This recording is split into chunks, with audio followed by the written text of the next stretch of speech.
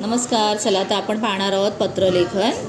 तर पत्राचा विषय आहे तुमच्या लहान बहिणीला जिल्हा स्तरावरील कथा कथन स्पर्धेत प्रथम क्रमांकाचे पारितोषिक मिळाले आहे.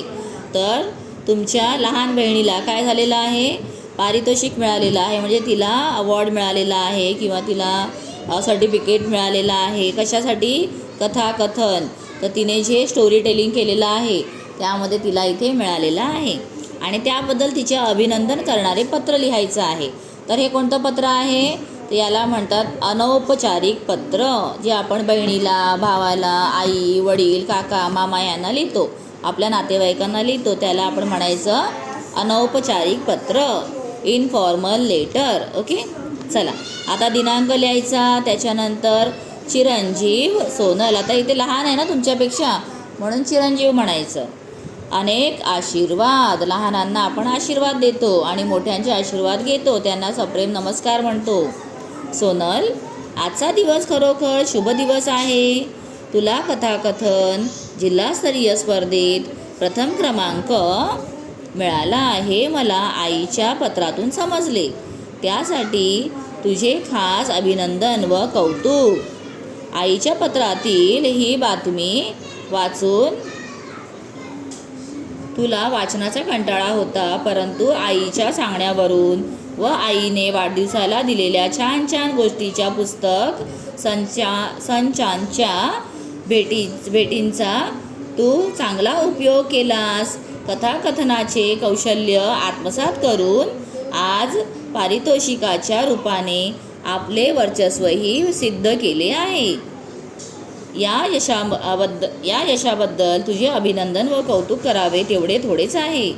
यासाठी मी माझ्यातर्फे ही तुला एक छोटी भेट पाठवत आहे. म्हणजे आता आपल्या बहिणीला आपण भेट पाठवत आहोत. प्रत्यक्ष तुला भेटावे, तुझे अभिनंदन करावे असे मला मनापासून वाटते, पण मला येणे शक्य होणार नाही.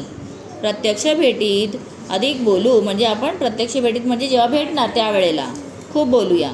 तू आपल्या कथाकथनाने सर्वांना मोहित केलेस. हे वाचून मला तुझा खूप अभिमान वाटतो.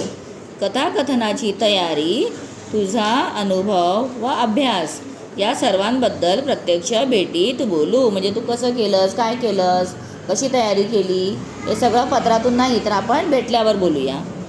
असेच सुयश म्हणजे चांगले यश तुला यापुढेही मिळवायचे आहे. माझ्या सर्व मित्र व सहकाऱ्यांनी तुझे अभिनंदन केले आहे. म्हणजे माझे जे सहकारी आहेत, माझ्याबरोबर जे काम करतात, त्यांनी तुझे कॉंग्रॅच्युलेशन्स तुला केलेलं आहे. माझा अभ्यास व मी उत्तम आहे. तीर्थस्वरूप. आता हे ती म्हणजे काय? तीर्थस्वरूप बाबांस व आईस शिरसाष्टांग नमस्कार. पत्राचे उत्तर पाठवावे.